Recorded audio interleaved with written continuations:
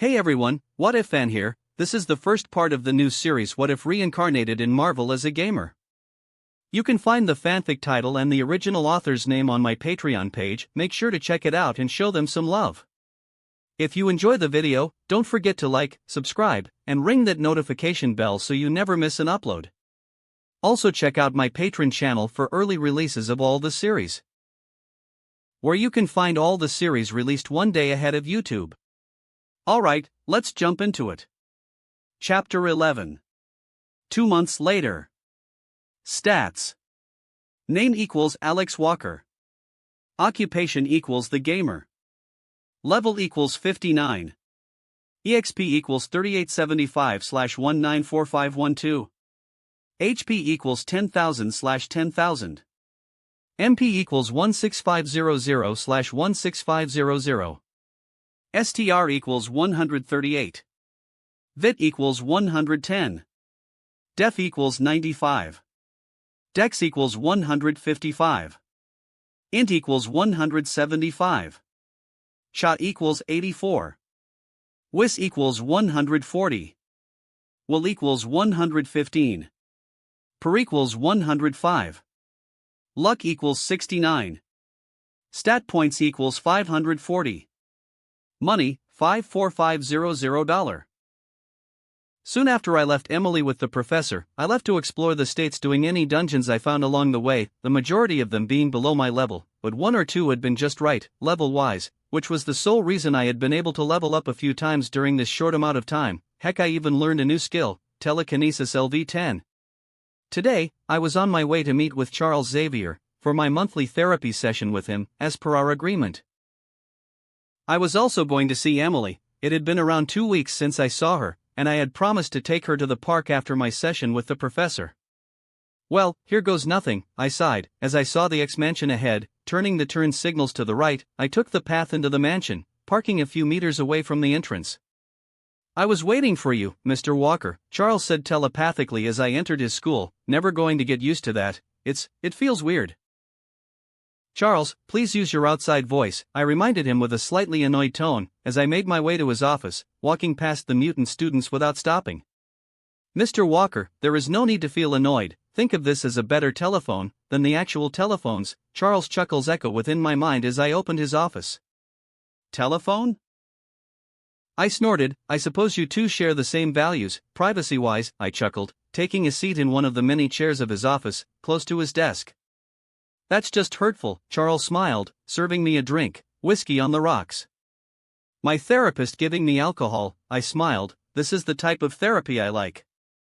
Taking the drink, I took a sip from its contents, savoring every moment of it.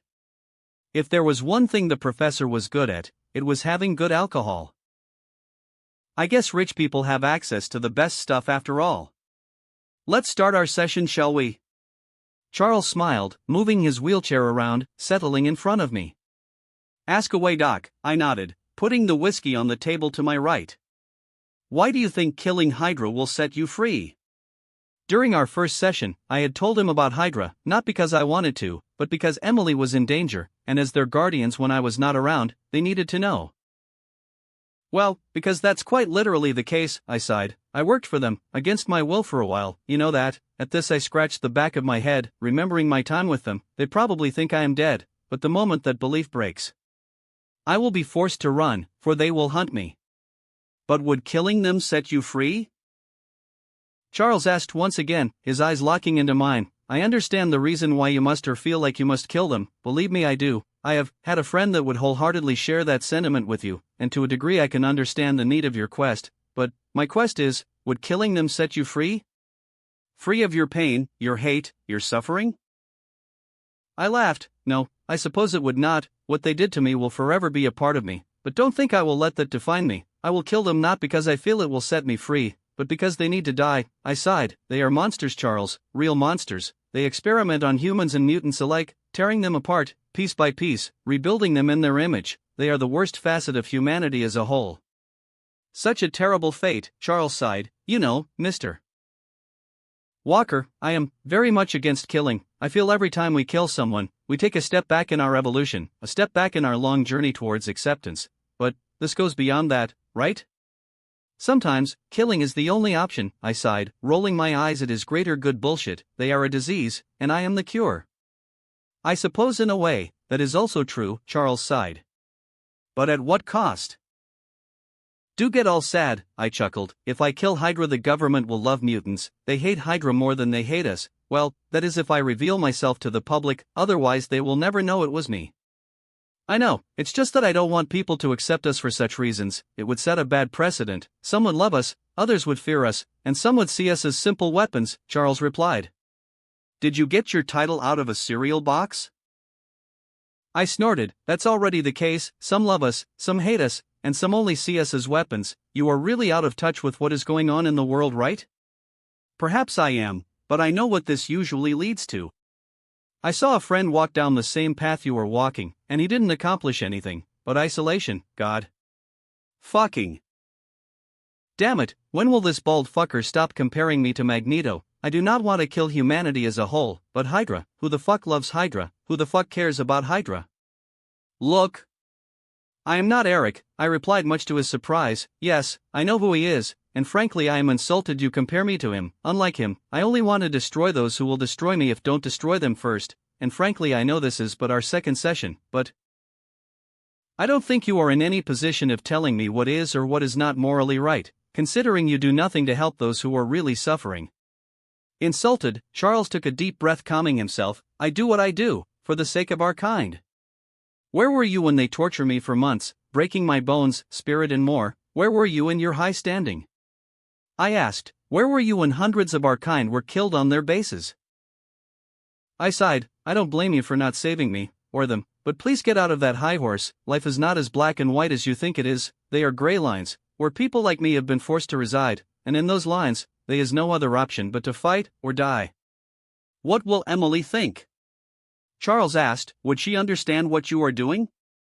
At this, I growled as I slammed my fist into the chair, breaking the wooden chair in half. You think yourself so smart. You think yourself so righteous about the truths of the world, and yet you try and use my own child against me?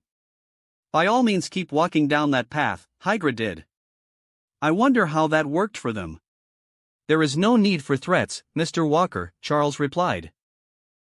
That was no threat, I snorted, taking my whiskey, but seriously, until you actually have a solution to my problems that doesn't require killing, please do shut up. So far your self-righteous bullshit is nothing but political propaganda, all talk with no results. Very well, at least you, unlike Eric, are open to other paths, albeit reluctantly, Charles smiled. I will try to find a path that ensures your safety, and Emily's. Charles. Before I could reply, the door to Charles's office was opened in a violent mode. As Raven entered the scene, we have a call from the president. Mandatory quest equals the Phoenix Force. Objective equals the X-Men are about to face their most formidable and powerful foe. Cosmic forces come into play, and the very fabric of reality is at a risk. Help the X-Men during this mission, fight for the sake of the world. Reward equals 5 million EXP, $500,000? Failure equals death, Earth's destruction. God damn it. I growled. What? Charles muttered, confused at my reaction. Look, I know it is your time with him, but, Raven started, but I stopped her midway. I will help you guys with this mission, I hissed, pretending to be happy. How do you know? Raven muttered, already assuming I knew. My power allows me to see fragments of the future, the close one, I lied. Well, not completely, I mean, I knew the outcome if I didn't help, so, kind of. And I saw myself helping, and not helping, and you know what happens if I don't help? You die, Charles answered for me. If only I could read more from your mind. For the last time, no, I won't let you read beyond my surface thoughts. I knew he could read beyond them, but it would take him some effort to do so. Charles? Raven pressed. He can help, she had yet to. Oh, sometimes I forget he reads minds of everyone else. Can he? We don't even know what powers he has, Raven replied. I can do lots of things, like hearing you for example, I chuckled. Chapter 12. One thing led to another with my new quest, and in the blink of an eye, I was in the X-Men jet on my way to space to help a bunch of astronauts. Cool, right? I mean, I knew the only reason why Charles had let come in this mission with his special group of mutants was because he wanted to convince me of joining the X-Men for a reason I had yet to understand, no other reason, and I also knew he thought that if I saw how much good his little group did for the world, I would perhaps be persuaded to join him on his quest of mutant equality. Sitting on the chair assigned to me, I laid my head on one of the only windows on the jet, and witnessed as we soared into the sky, leaving a column of white smoke on our wake as we neared the atmosphere, feeling the powerful engine of the plane roar with might with every passing second.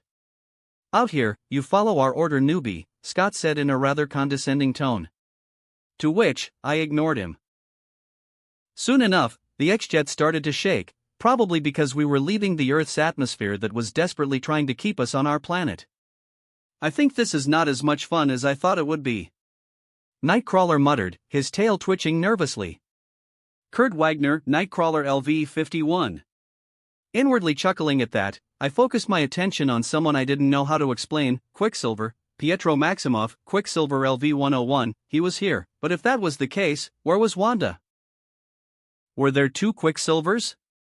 Or was the other Quicksilver an imitation of this Quicksilver? Fuck, so many questions, and so little answers. Heck, they even shared the same name. Then again, Hydra was supposedly involved in the making of both Wanda and Pietro, MCU-wise, perhaps they cloned them? It would be plausible, or perhaps they captured them after the events of X-Men, and brainwashed them to think their origins were different. Fuck it, I suppose I won't get my answers staring at him. "You scared, buddy?"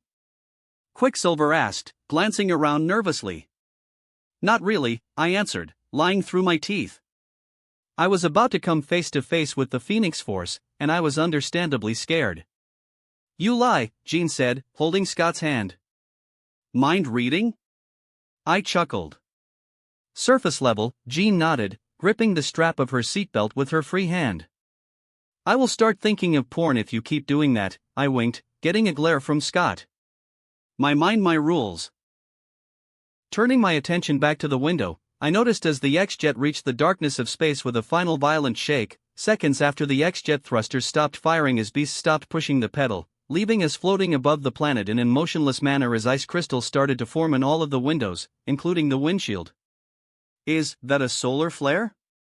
Raven muttered. "Raven LV-71? I've never seen a reading like this before," Hank replied. "Hank, Beast LV-69. "Let's save the astronauts and let's get out of here," Quicksilver muttered, as the X-jet floated gently towards the spinning USA space shuttle. All the while, I started to wonder why the universe hated me. Couldn't they wait for me to be level? "I don't know, 1,000? "Kurt, can you get in there?" Raven asked. "I can't, it's spinning too fast, I can't see inside," Kurt replied. "Scott, I need you to blast that thruster," Raven sighed, turning to Scott. "Slow down the spin." Nodding, the seat where he was seated moved, to a room underneath the one we were currently in. "Is it wise to blast an already broken spacecraft?" I muttered. "We don't have any other choice," Raven replied. Soon after she said that, a laser was shot into the shuttle, effectively slowing its spinning motion down. "Kurt, take Peter, go," Raven ordered, and immediately after, Kurt and Pietro teleported out of sight. "The space shuttle is losing oxygen," I said. The thing looked like a party balloon dying. "Storm, seal those cracks." Raven nodded. Taking a deep breath, Aurora Monroe, Storm LV-102, did as she was told, her eyes turning white in the process. Creepy. 2 seconds later, both Kurt and Pietro reappeared with the astronauts. "Gotta love super speed, it sure is handy." "That was fast," I whistled, wondering why I had come to this mission. In retrospect, this was not the event I had to stop. I could have skipped this. "I know," Pietro nodded with a smirk, strapping his seatbelt on. "Strap in, we are heading home," Raven sighed, happy the mission had gone well. Little did she know there was someone still inside. "I can still feel someone inside," I announced. "I thought your power was premonitions or something," Scott said. "It's complicated, but yes, there is someone inside," I repeated. "He's right, our commander is still there," a female astronaut said, confirming my point. "Anna Love LV-15. He's on the airlock, working on the thruster." I don't like being the ass, but that cosmic storm is already disintegrating the ship. Going back would be quite literally a suicide. Nothing against the guy still on the spacecraft, but part of Jean's downfall was dying on that ship thanks to the Phoenix Force. If I can avoid that, perhaps I can finish my quest without unnecessary effort. He's right, the heat signature is rising fast, Beast nodded. I can't hold it any longer, Storm muttered, her body trembling. I'm sorry, Raven muttered, but we gotta get out of here, strap in. Yes, Raven has a brain. Before I could actually rejoice in things going my way, Mr. Highhorse invaded our minds. No, Raven. No. We're not leaving anyone behind, remember our duty. Surviving is also important, I hissed with a strained smile, nothing against their commander, but we saved the majority. I don't know why I said we, I have done nothing but watch. Alex's risk, going back is a suicide, and I am not putting this team in any more danger. I am loving Raven more and more by the passing second. I know he has a point, but what about their team? Fucking manipulator, I swear to God, I will slap him. Jean and Mr. Walker can hold that shuttle together. Say what now? How did you? I muttered, I had learned that a month ago inside a dungeon, how to move things with my mind. How the fuck did he? That bastard is watching me. I know you have telekinetic powers, Mr. Walker, Charles added. You can help Jean, you can save lives. I can also shove a boulder down your throat for spying on me, I hissed. That for later. But for now, please help Jean save that man, Charles said, and I sighed. If something happened, I would simply teleport inside one of my dungeons, but then again, why risk it? You overestimate my powers, I can at much lift a single person. I am versatile but nowhere near as powerful as Jean, I replied, dismissing the idea of helping her. You know you can do anything you set your mind to. Yeah, that's not how things work, you bald bitch. But you can tell me where he is. Fuck you, Kurt. Fine, but if I die, I am haunting your asses, I sighed. Also, I am gonna stick with you. I knew Kurt managed to escape the Phoenix storm, so with him I would stay. They have a minute. Beast shouted, and in the blink of an eye, Kurt teleported us to the braking shuttle. As Jean started to reassemble the ship with her powers, Kurt looked at me and asked, where? Down there, 30 meters to the left. Eager to leave this place, I answered, my hand planted on his shoulder. Nodding, Kurt teleported to where the commander was, and grabbed him, teleporting us back in front of Jean, but before he was able to grab her, the cosmic storm suddenly moved faster, reaching the spacecraft in less than a second, blasting Kurt, the commander and I against one of the walls, and for a brief moment before Kurt teleported in panic back to the X-Jet I saw it, Phoenix Force LV. I hate you all, I muttered, gasping for air. That little love tap the fucking cosmic being had delivered on my body had depleted me of my mana and some of my HP. Where is she? Scott demanded, and once again I ignored him, for apparently the Phoenix Force wanted Jean. I mean, why else would it suddenly double its speed? I'm sorry, Kurt apologized, his claw pointing to the spacecraft. Brace for impact.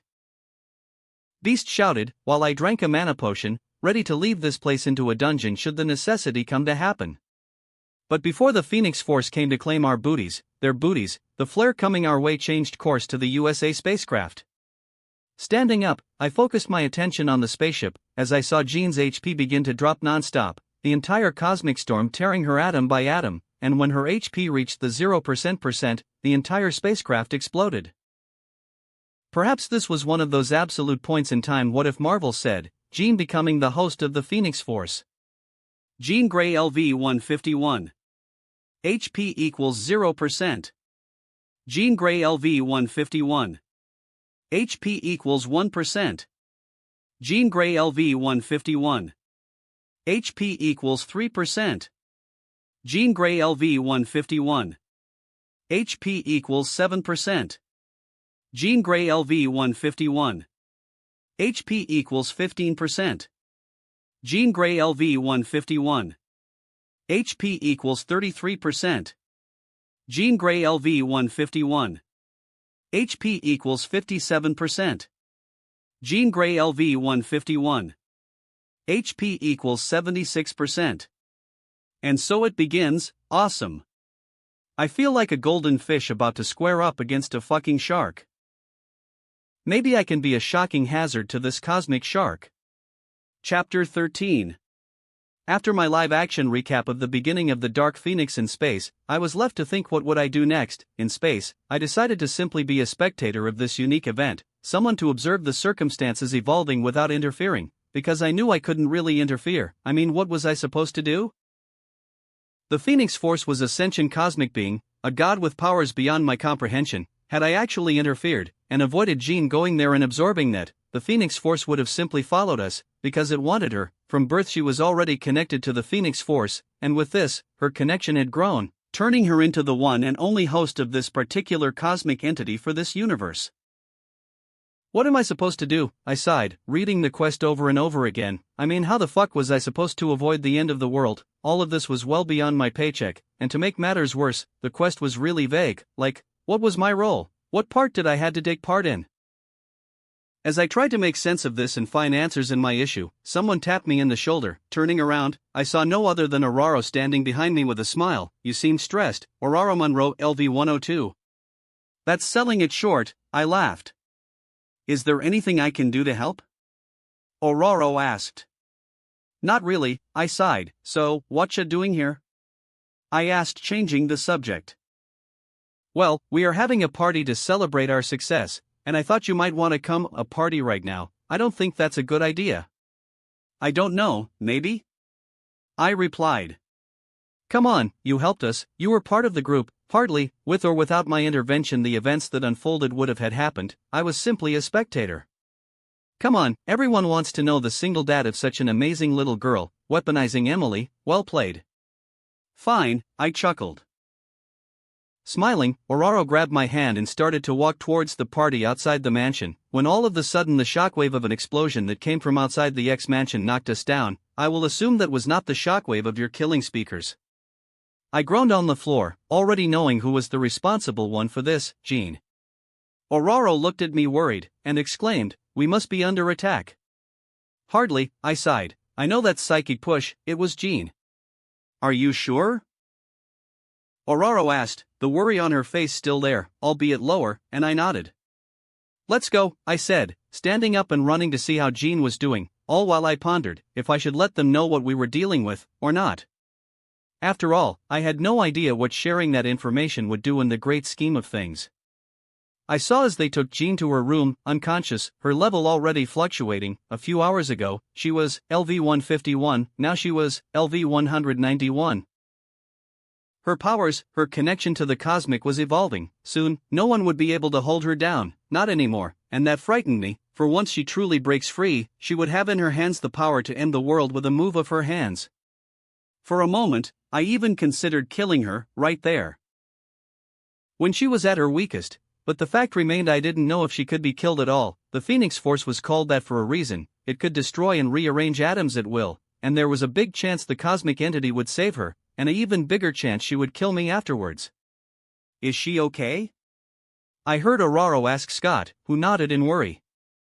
She's stable, according to Hank, but I'm still scared something is wrong with her. Maybe that flare did something to her. Scott said, as I inwardly chuckled, if only he knew how fucked we were, and that our destiny all depended on how good a fragile teenage girl would take all of this. I guess there is a good side to this. If I survive, fighting the likes of Thanos will feel like a summer day in a spa. At least he is no god, on a Titan, a mad one. The Alex, the sweet little voice of my adopted daughter, got my attention. She was in her pajamas, holding her teddy bear tight, and judging by her expression, she was scared. Probably the shockwave of Jean's tantrum woke her up. Is everything all right, sweetie? I asked, walking up the stairs to her. I heard an explosion, and thought they were coming for us, so I hid until I could find you. Well, now that breaks my heart. Are we safe? We are, I lied, carrying her in my arms. Now, let's go to your room. Okay, Emily nodded. Well, that's just precious, Aurora commented. I suppose, I chuckled, running my fingers through Emily's hair.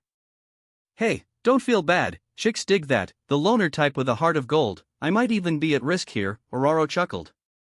Ha, I laughed. Funny, with that I left to Emily's room to read her a story. Alex, Emily muttered. Yes? I replied with a smile. Is she your girlfriend? Not gonna lie, I almost choked at that. No, besides, I would never get a girlfriend without letting you do her background check. I winked. I can't date anyone without your seal of approval. I added with a small smile. Well, I like her. She reads me stories, and does magic for me, like drying my hair with her hands or making ice for my soda. Emily smiled, as she started to go into detail why Aurora was the best, alongside Raven, not even 7, and she's already trying to marry me to someone. They sure grow fast. Chapter 14. Next morning, I was awakened by Aurora Monroe to help them retrieve Jean, who had run away during the night. Taking a deep breath, I decided to help them, this time for good. Maybe if I stopped Raven from dying in the following events, things would change. I needed them to change. I was not ready to die or have Emily die on me. Inside the X-Jet, I began to plan for every possible scenario, and how I could act upon it. I knew Jean was stronger than me, even without her connection to the Phoenix Force, meaning right now she was totally out of my league, but even in my own weakness, there were still things I could do to achieve my own personal quest. Saving Raven, that was my only reason for being here with them right now. I mean, retrieving Jean? Laughable, right now she was at a level she could take us all. You know something, Charles said, getting my attention. Your mind is agitated. I can feel it. I am understandably stressed, I shot back. Jean is powerful, and now according to you, beyond your control, so, you can understand my agitated state. I added, reminding him of what he had told the team before getting in the jet. No, you know something we don't, I can feel it. Charles pressed, getting everyone's attention on me. How about we focus on what you did and know that Jean herself doesn't know? I growled, this conversation was getting out of hand. What do you know? Scott demanded. Rolling my eyes, I ignored him, when all of a sudden, I started to get a headache, and from my side view saw Charles staring at me, his left hand on his temple. I don't know what you know, but if it can help us save Jean, I need to know, so open your mind to me, and this won't hurt. Each passing second, the pain I was feeling started to grow stronger and stronger, to the point I felt I was back with Edward in that lone room within Hydra. You think, I hissed, pain throbbing in my head like a knife on the heart, bleeding with each passing second, that I will bend to you? I didn't bend to Hydra, old man. I will not bend you. I'm sorry, but this all goes beyond my promise to you. I need to help her, and I know you know more. I can feel it. Before he could continue, Raven stood up and slapped him. Charles, that's enough. Raven said, her tone cold and angry. After we solved Jean's situation, I am gone, I growled, feeling Charles' grasp on my mind disappear, and thank the gods I don't want to kill you. As if you could, Scott scoffed. I was trained to kill, not to fight, brat, I smiled. All it takes is one single moment, and he's dead, but I am beyond that. I promised myself my time in hell would not define me. Scott growled, and before he could do anything, Raven slapped him. Is this what we are now? Raven, I can feel he knows something, Charles muttered. He is hiding what he knows, and it could help us. I will admit, I do know more than any of you about all of this, I stated, getting everyone's attention, but my knowledge of what is happening, it's at best a cup of water of the sea of information we need to help her. So yes, I know things, but no. None of those things can help Jean, only Jean can help herself. The rest of the trip was spent in silence, all while I fought the urge of wanting to kill Charles. If all but body he had tried to rape me, to violate the sanity of my mind, my knowledge. Did he really thought I was so selfish not to share? The only reason I didn't share was because I knew nothing I knew would help at all. The information on the Phoenix Force I had was useless. All I knew was that the cosmic entity inside Jean was beyond our power, and that she was her host, nothing more, nothing less. That didn't help, but it could certainly make the situation worse. Is it true? Aurora asked. What? I asked. That nothing you know can help her? Aurora elaborated. Yes, believe me, if I could help her. If there was a way to solve all this with a snap, I would. Well, the Infinity Stones could do that, but that was also beyond my pay grade, for now. I believe you, Aurora smiled. Well, that makes you the only one, I chuckled. We are here, I heard Beast say, his tone carrying a lot of weight. Well, let's see how it goes, I sighed, mentally preparing for combat. Outside the jet, I could see Jean standing outside the porch of what I assumed was her dad's house, her eyes changing colors for a brief second from her natural color to orange. Jean Grey LV 227. You shouldn't have come here, Jean said, in a dangerous tone. Why is that? We've only come to bring you home, Jean. Charles replied.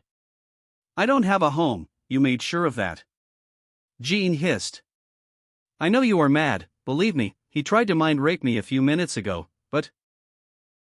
You do need some help, I said. If I was to be here, I might as well take an active role on this shit. What do you know about helping others? Jean laughed. I mean, just last night, you were debating if you wanted to kill me or not. What in the actual fuck? He might not be able to read your mind, but I can, at least better than him, Jean growled. You fear me, you fear the power I have in me, and the truth is, you should. You were debating what? Scott roared. Now is not the time. I hissed at him. Jean, don't trust him. Trust us, Charles said, changing the focus back to him. We only want what is best for you. Like with my father? Jean hissed, her eyes shining with power. You only ever wanted me for my powers. Jean, you don't have to trust me, but please, read me. I knew this was risky, but if letting her know the nature of her power could help, then maybe just maybe we would skip all of this. No, Jean replied, and with a move of her hand, pushed me into the air for Kurt to catch me. Jean, this is not you. Scott cried. The police are coming, I announced, seeing the cops on my minimap. Scott. Jean muttered, but before she could finish her reply, the police cars I had felt approaching started to approximate her, which in turn triggered something inside her, and with a loud wail of anger, and her powers getting out of control, she exploded, sending a powerful telekinetic wave. Stay away from me. All of you. Chapter 15. Everyone froze at her roar, and for a brief moment, time seemed to stop, when all of the sudden, Beast roared, we have to stop her. A futile endeavor, but what choice did I have? Soon after his command, the X-Men rushed into battle, all save Scott. Taking a deep breath, I attacked her with a few mana arrows that exploded against her barrier, doing no damage whatsoever. Hissing under my breath, I decided to change my approach as I quickly closed distance between us, dashing towards her while the others kept her attention in place. Once I was in front of her, I tried to strike her with a focus strike, but once again it had no effect thanks to the telekinetic shield around her. It felt as if I had punched a piece of metal. Two of my strongest attacks, and even then, the barrier around her felt unbreakable. Her barrier absorbed the shock of both of blows without a problem. Heck, she didn't even flinch. Jean, no. Before I could even wonder what that shout was meant to avoid, I felt Jean grab me with her telekinesis and throw me into a car parked near her. Then before I could process that, I saw an entirely different car falling on me. Fuck, I hissed, as I used my own telekinesis to move myself out of harm's way, which was frankly the only option I had. After all, I knew fighting her telekinetic hold was way beyond my current power, so with her it was best to avoid. That's enough, Jean. Oraro said, throwing a few lightning bolts at Jean, who effortlessly deflected them to the sides, destroying two houses. Insurance here must be hella high, I chuckled at my own joke, firing a few mana arrows at her. Jean, this is not you. Raven shouted, tears threatening to fall from her eyes. Leave me alone. Jean screamed, sending everyone around her flying with a powerful telekinetic shockwave. Crashing against the X-Jet, I sighed as I looked over my HP. She truly wasn't trying to kill us, which was good. If she was, I would be dead by now, but so far I have received more damage during my Hydra escape than here. Then again, if the car sandwich move she was trying to pull had been successful. Well, let's not think about that. I have a clean shot, I'm taking it. I heard Beast growl as I jumped off the X-Jet, but before he could actually take the shot, Charles froze him, meaning Raven's death was coming. I'm sorry, Hank, but I want Raven to have a chance, Charles sighed, paralyzing not only Hank, but also the cops that just now were about to try and do something. Jean, please come back home, Raven started. I told you to stay away. Jean said, looking at her with pleading eyes. I am never going to go away, Raven replied with a small smile. That's what a family does. If you keep doing this, I will end up hurting you guys, Jean muttered, her voice breaking. I am not afraid of you, Jean, I will never be, Raven replied, approaching Jean. At this, I started to move without anyone noticing it, nearing the two individuals, while hiding under the debris. From afar, there was no way I could save Raven. I needed to be close. I needed to be able to push her out of harm's way. Just leave me alone, please, Jean begged, tears forming on her eyes as she gripped her head in pain. Jean Grey LD234, Jean Grey LD235, come on, Jean Grey LD238, Jean Grey LD245. Jean. Just focus on my voice, Raven said in a soothing tone as she stepped closer. We're going to get through this together, because I will never give up on you, never Jean, this is what a family does, we take care of each other. Toretto will sue her, I inwardly snorted at that, destroying any sharp piece of wood on my path to avoid the future impalation. Stop. And it happened, with a violent wail full of pain and agony, Raven was sent into the air flying like a test dummy to where I was waiting for her. Taking a deep breath, I used my telekinetic powers to slow her down, but this did close to nothing, as Raven crashed against me, and we were both sent flying through several houses, stopping at, I would like to say, the fourth house. Jean, Raven muttered, her body without signs of impalation. Yay. Yay, I groaned, coughing a mouthful of blood. Alex. Raven muttered, her eyes fixed in my stomach. I got impaled, didn't I? I asked with a painful chuckle, my eyes drifting to my abdomen, seeing a metal bar protruding from it. I think it's maybe the shock of it all, but I don't feel as much pain as I thought I would. Don't move, don't talk, or you'll bleed out. Raven muttered, her hands shaking. At that I chuckled, it's okay. I am quite durable, I smirked, looking at my HP, 486/11550 and dropping, not as bad as I thought, good thing mobs in dungeons drop HP potions, otherwise the bleeding effect would kill me eventually. Now, help me move so that I can heal. You have regenerative powers? Raven inquired, helping me unimpale myself. Kinda, I answered, grabbing a few potions from my inventory. Healing potion, pour equals regenerates 50 health every 0.5 seconds over 15 seconds, restoring a total of 1,500 health. Raven. Beast shouted, his tone full of despair. The beauty is okay, Beast, I shouted, consuming the potions. God, I am glad I didn't use this. What is that? Raven asked, seeing in shock as the wound of my abdomen disappeared. My abs? I asked, tilting my head. No, the red stuff you just drank, Raven elaborated. Kool-Aid, I replied with a smirk. You just got impaled, and the first thing you do is drink Kool-Aid? Raven inquired, and I nodded. A man is entitled to drink whatever he wants after that, I chuckled. Chapter 16. After my miraculously recovery from the apparently unavoidable impalation, Jean left probably to where Magneto was. Immediately after that, Scott got in my face, demanding to know what I knew, and why I had considered killing Jean. Tell me. Scott screamed, his face red in anger as he did so. There is nothing to tell, I answered with a sigh, glaring at him. Keep bothering me though, and I will have a reason to beat you up. Scott growled, moving his hand to his visor, but before he did so, Beast stopped him. Scott, that's enough, Beast ordered, making the annoying brat to step back. I understand Scott can be a bit too much, but we need to know what you know, Raven, who was standing behind me, said, her arms crossed as she took a seat on the debris around. It wouldn't change a thing, not anymore, I sighed, running my hands through my hair as I did so. What Jean is becoming is beyond our comprehension. Aurora flew into the house through the hole my landing had done, and looking into my eyes said, You're afraid. You were also afraid in the ship about something, you knew this was gonna happen. I looked at her, surprised she made that connection. I had an idea, I nodded. You bastard! Scott roared, punching me in the face, but as he did so, I grabbed his arm, and with a twist pushed him to the ground where I slammed my knee into his back. Punch me again, and Charles will need to lend you a wheelchair, I spat. Enough! Charles shouted.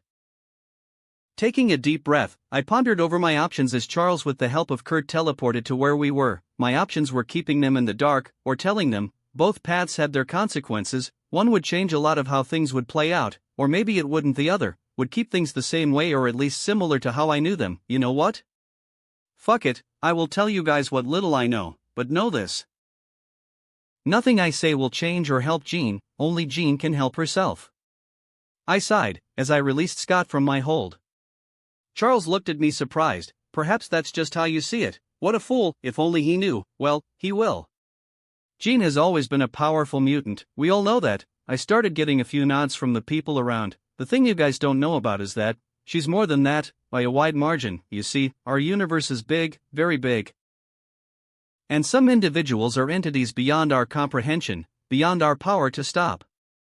What does this stupid fairy tale have to do with Jean? Scott growled, God, I hate this guy. Everything, I chuckled. I don't know since when, but Jean is connected to one of this entities many call gods. Is this why she's acting like this? Charles asked, interested in what I was saying. I can't really tell, I sighed. This entity is powerful, very powerful, and it's connected to Jean, and Jean alone. As we speak, her strength is rising, and at one point she will have the power to end worlds with a snap of her fingers. That's how powerful her connection to the Phoenix Force is. Phoenix Force? Raven muttered. Yes, I can't say for sure, but the Phoenix Force was born at the dawn of the universe, hence why many call this entity the child of the universe. It's older than our entire solar system, and more powerful than any of you can imagine, and it's also the reason Jean is alive, I said, taking a seat on the ground. What do you mean? Beast inquired. Well, without her connection to the Phoenix Force, she would have died in that mission we took, I replied. The Phoenix Force is immortal, and for the most part, so are its hosts. Hosts? Ororo said, tilting her head. Yes, from what I know, the Phoenix Force is a multiversal singularity. I nodded. Do you know what that means? Before she could reply, Beast interjected. It means, this entity you speak of exists in every possible universe, right? Yes, I nodded, but in every universe this entity is the same, for there is only one Phoenix Force, but many hosts. How do you know all this? Charles muttered.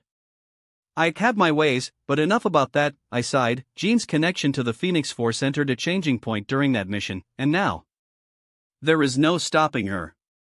Is there a way to break her connection to this entity? Scott asked. I didn't think he would believe me. No, that I know of. You have to understand. We can't stop the Phoenix Force. Its power would wipe not only us, but every living being on this planet without batting an eye. Jean, in a way, is the only thing between us and extinction, I answered. Is this why you wanted to kill her? Pietro, who I hadn't noticed was behind me, asked. Yes, and no. I thought for a brief moment, on the possibility of, I struggled to find the words. Of eliminating the threat before it was too powerful to handle. Raven, however, found them. You and Eric would be great friends. Why do they keep comparing me to Magneto? Yes, look, I don't have anything against any of you. Well, I do now against Charles and Scott, but that's because they are bitches. But against the rest, nothing. But I am a father, no by choice, but by the circumstances that led me to Emily. And, well, I had to consider every possible choice, I sighed. I mean, realistically speaking, Scott, if the only way to save Jean was to kill me, would you do it? Scott looked at me, and with a sigh answered, yes, without a question. Then you can understand my reasoning, I chuckled. I can understand, but no killing, or I will tell Emily you have been a bad daddy, Ororo smirked. As if I could, I would have better luck trying to kill Magneto with a metal knife than Jean at all, I snorted. Chapter 17. After my little reveal to the X-Men about Jean's situation, we took the X-Jet and regrouped on the X-Mansion, where we started to plan and discuss the situation in more depth. She almost killed Raven, Hank shouted, slamming his furry fist against the wall. Had it not been for him, he pointed at me, the one impaled would have been Raven. He almost whispered the last part, scared to even speak of that possible event out loud. Yet, she didn't. Charles replied, looking at Hank. Jean knew what she was doing to some extent. At this I raised my hand. Yeah, no, he's right. Had it not been for me, Raven would have turned into a mutant souvlaki, I stated. Look, the only reason she wasn't impaled it because I used my body as a shield, and my telekinesis to protect her body. Had I not do that, we both would have ended as a mutant rich filled with nutrients souvlaki. Is this all a joke to you? Scott growled. Not really, but what else am I supposed to do? Cry? I rolled my eyes. Jean would have never killed Raven, Charles said, his tone firm. Not on purpose, but she's not doing anything on purpose anymore, is she?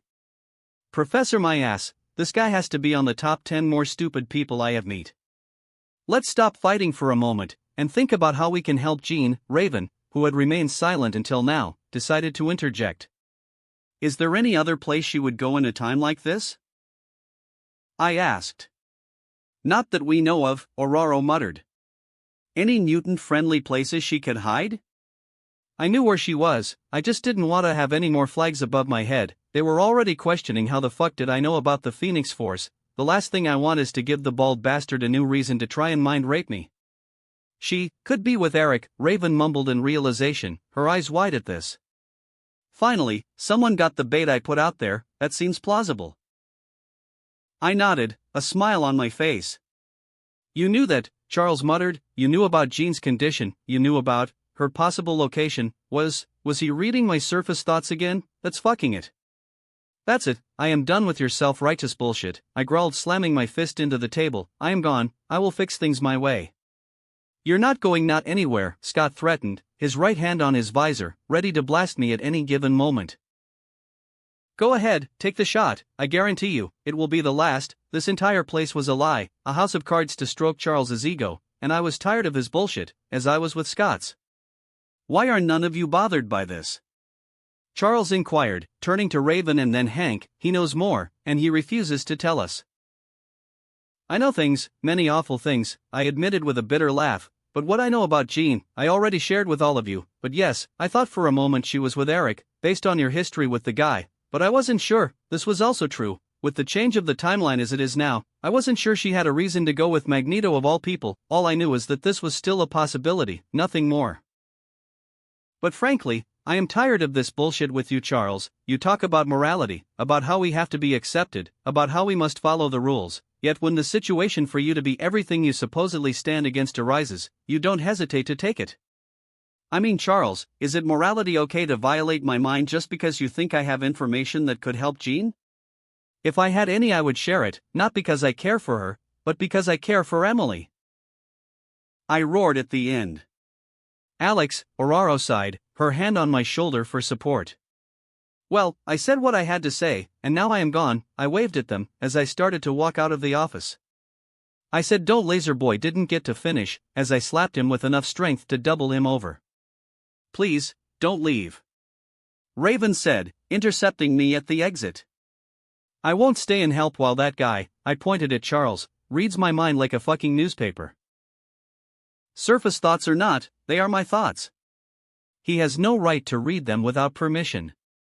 He won't do that again, Raven promised. Isn't that right, Charles? Charles sighed, looking exasperated, angry even at what Raven was asking him.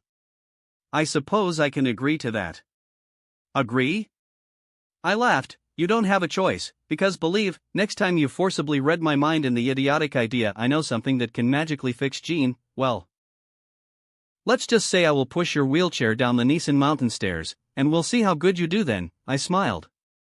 And regardless of that, I am done with this. I will help, but far away from this worm. None of that, Raven frowned. I know he does stupid things, believe me, I know, but this macho thing of threatening others, it has to stop. It's not a threat, Raven, it's a promise. I meant every word I said, and I know you guys will protect him.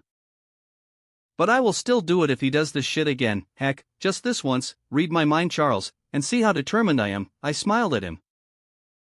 Anyways, we must contact Eric, Hank said, breaking the conversation. You guys do that, I will do something else on my part, I informed them. What? Aurora asked. Well, a power this big is bound to have idiots trying to control it. Idiots I need to assess, I answered. Do you think someone is hunting Jean? Charles asked, worry settling on his face. Yep, I nodded, walking out of the room. Chapter 18. I walked out the X-Mansion with one goal in hand, to find Magneto. Yes, I had told the others I would go and see if someone was hunting Jean's power, but that was all a lie. I already knew who was hunting Jean, that Bari, an alien race I didn't know much about. What can I say? I was Marvel fan, but not one to know it all. All I knew about that Bari was that they were shapeshifters and that they could not be affected by telepathy. Beyond that, I was on the blind about them. Anywho, my real mission was enlisting Magneto, Because if the movie was anything to go by, the Bari were naturally stronger than me, at least their leader, Vuk, and with Charles being as useless as an ass-flavored lollipop against them, I needed the next best heavyweight, aka Magneto. Which would be relatively easy considering I had stolen the information about where he was from Beast's computer. The man has 5 college degrees and still uses the most basic password ever, the name of the one he loves, Ravensbeast 123. I mean, really. It's like he was asking to be hacked, which I did. Back to the subject at hand, after getting the information I required to find Magneto, I hijacked a private jet near the airport and flew towards the location I had, where supposedly Magneto was. Upon arrival, I was greeted by the community of mutants in a rather aggressive tone. Some ran, others were ready to find. I come in peace, I always wanted to say that. Who are you? I looked at who had asked that and smiled, Ariki LV68. My name is Alex, and I am a mutant, I replied, still wondering if I truly was a mutant, or that was simply how whoever gave me this power hid it. Why are you here? Ariki asked in a growl, frowning as he did so. With a smile, I took a step forward and said, I am here to talk with Eric. It's quite important, it's about his friends. Ariki glared at me, his hair twitching. It seemed fighting was unavoidable. He is not here, leave. So much for a mutant-friendly community, I chuckled, taking a deep breath. Look, you look like a great guy, very responsible too, but I won't leave until I talk with him, once I tell him what I have to tell him. I will leave with him if destiny smiles upon me. I said before Ariki could finish that sentence, someone stopped him. I'll take it from here, it was no other than Eric, the master of magnetism himself. Eric Lencher, Magneto LV-170. Glaring at me a last time, Ariki nodded, leaving Eric as he approached me. With a smile, I waved at him and said, My name is Alex, and I need to talk to you about something rather important. Eric looked at me, as if pondering about whether to force me to leave or to hear me out. Fine, you have 5 minutes, and then you leave. We don't have the authorities coming here for you in that stolen jet. 5 minutes. PFF, all I need is 10 seconds, okay? I will give you the short version. Charles is an idiot, Raven almost died, Jean became the host of a powerful entity, and now we are at the brink of extinction, either by Jean losing control of her newfound enormous power, or by those who are hunting said power for themselves, the Bari who may or may not be able to control the power, I can't really tell. Eric stared at me, unmoving, processing all the information I had thrown at him, and for a moment I wondered if I had broken the man.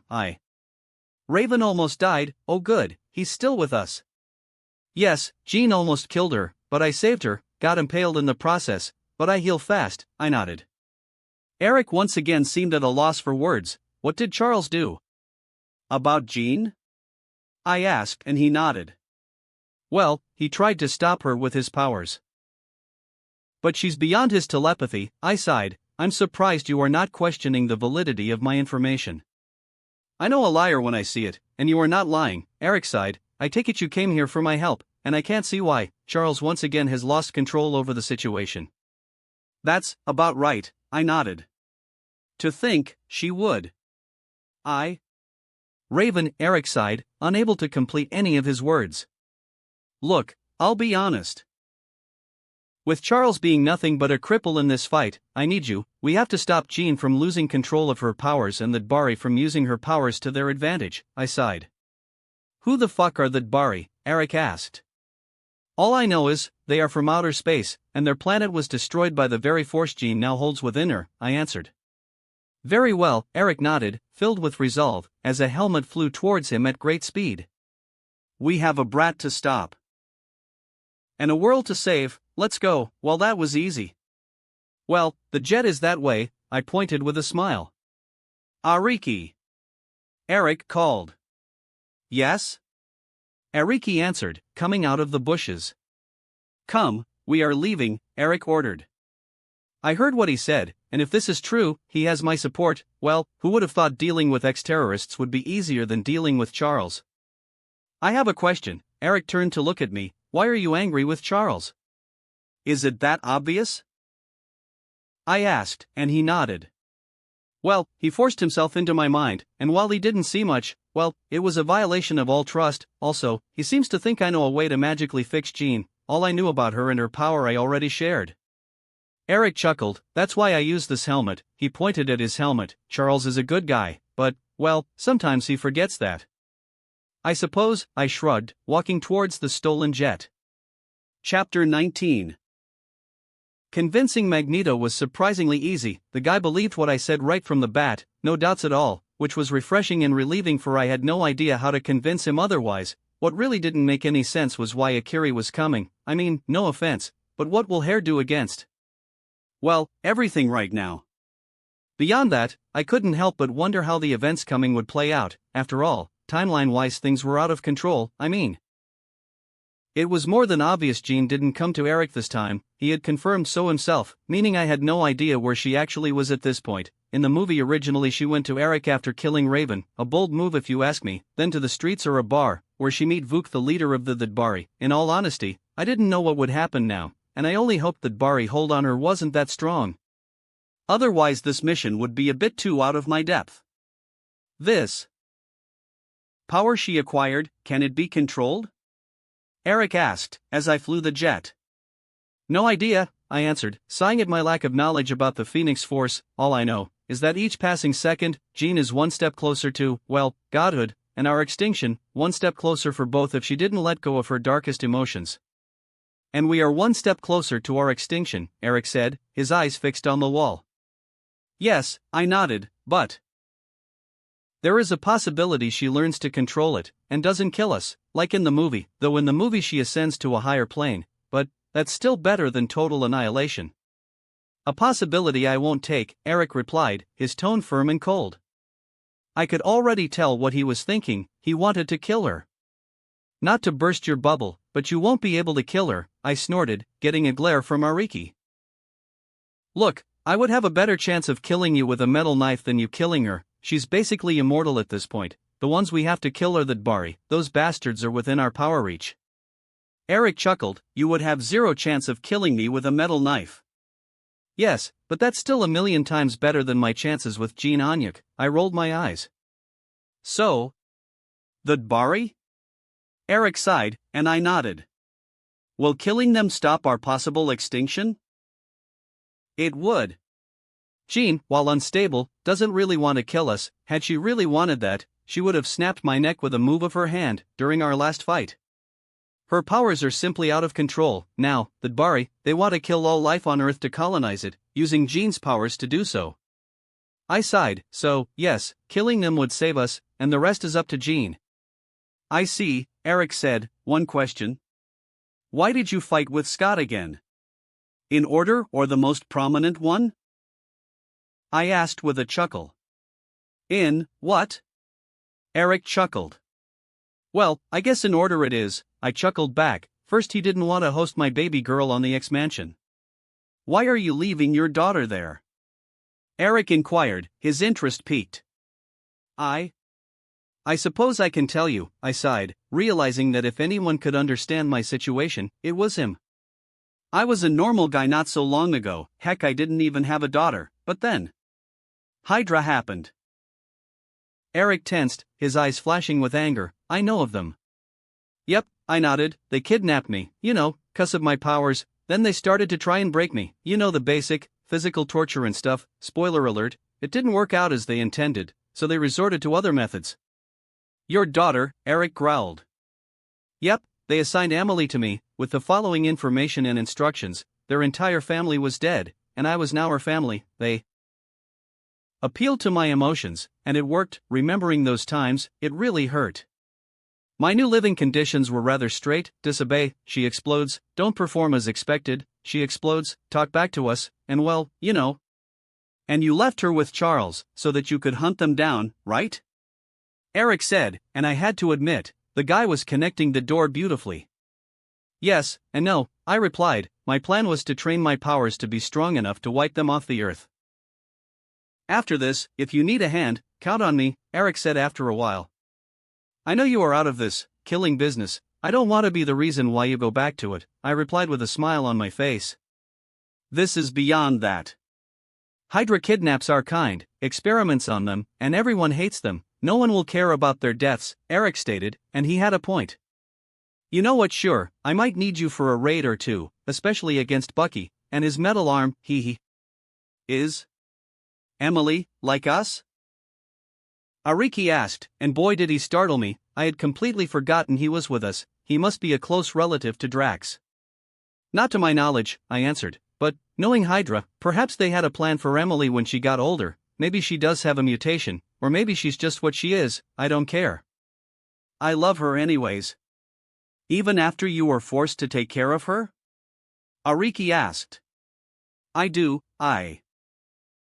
At first I didn't know what to think or how to handle the situation, but with time, I accepted I was a father now, not by choice but by the circumstances of my life, I answered. I see now why Scott hates you. You wanted to kill Jean, and he found out, Eric chuckled, and I'll be honest, I had completely forgotten that was the main point of our conversation. Yes. I mean, when she was at her weakest, it was the most logical choice, or at least the one with less shit on the way, I sighed. Eliminating the threat before it becomes one. I can understand that, Eric nodded. We're here, Ariki said, pointing at the GPS. Then let's say hi, I chuckled, readying for combat, or should I say combat at this point? Chapter 20. We arrived at where Magneto's source had seen Jean, and immediately I summoned my dagger from the inventory. Around, the air was cold, winter-like almost, with a chill that permeated the air in a grim tone, sending shivers down everyone's spine.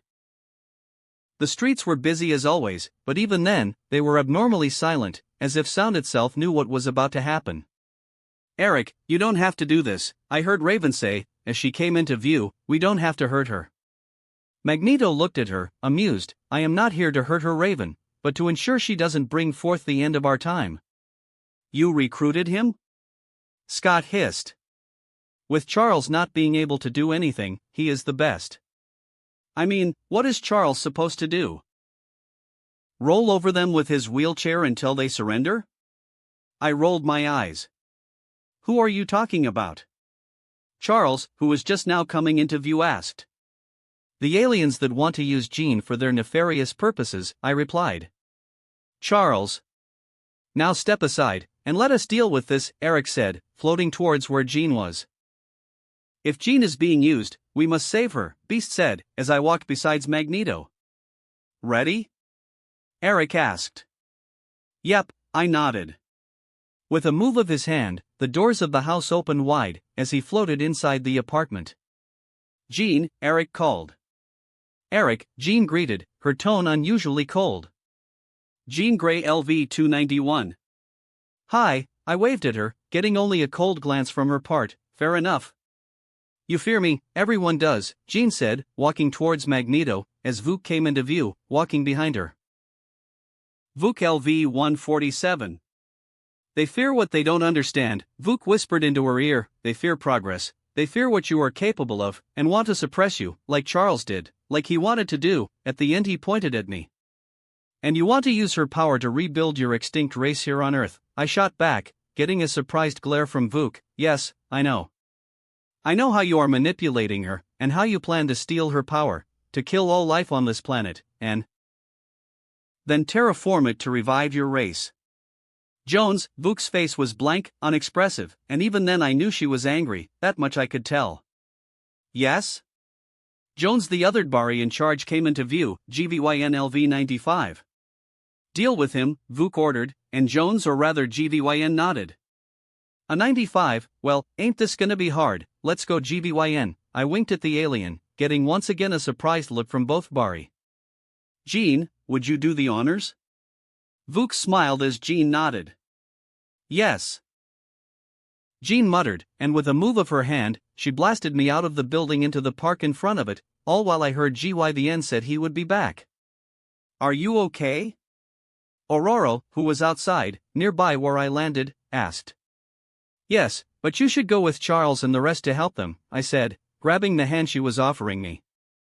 Are you ready to die, human? And there he was, my personal ET.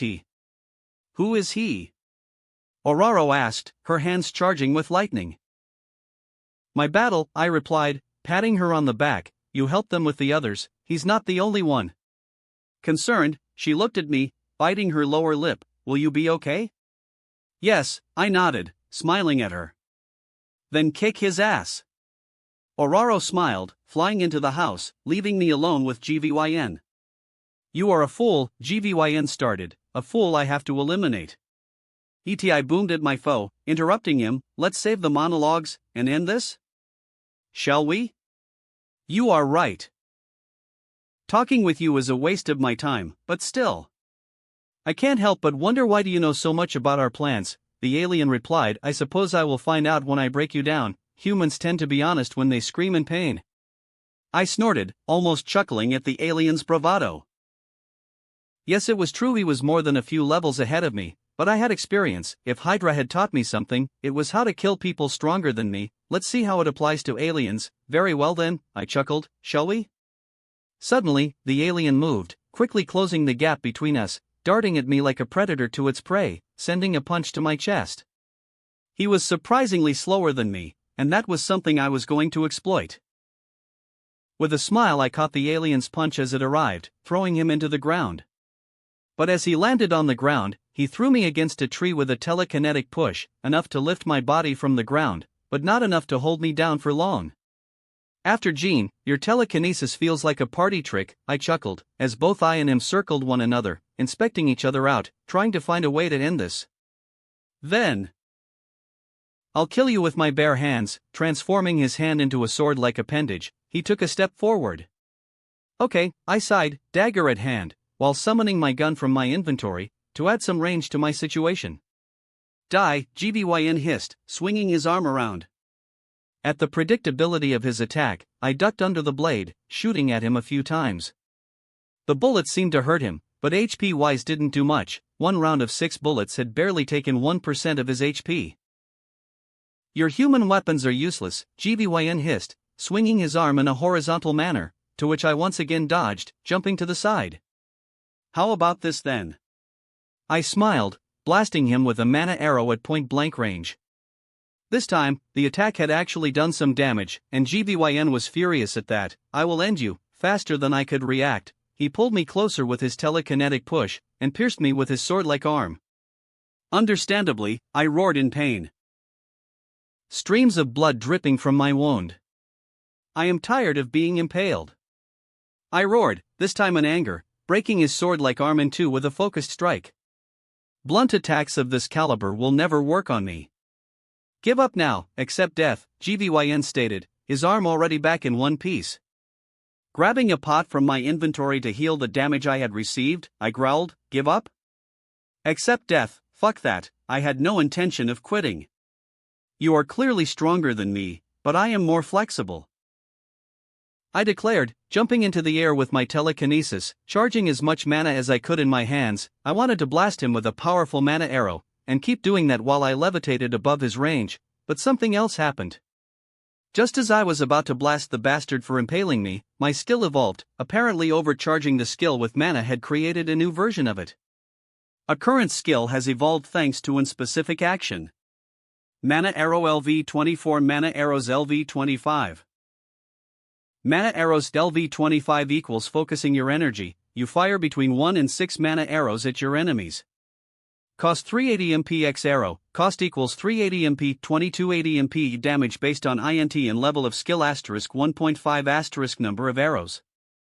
Damage equals INT asterisk skill level equals open parenthesis 165 times 25 close parenthesis times 1.5 asterisk number of arrows equals 6187.5 37,125.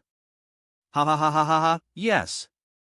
I roared, this time in delight. I loved my power, especially now that I was blasting my 6 arrows at the alien, whose eyes widened in shock.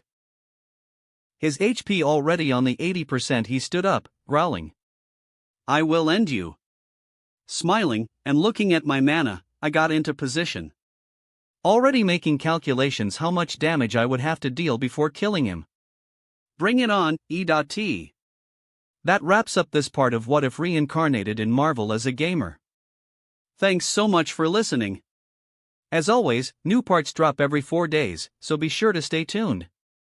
Also check out my Patreon channel for early releases of all the series, where you can find all the series released one day ahead of YouTube.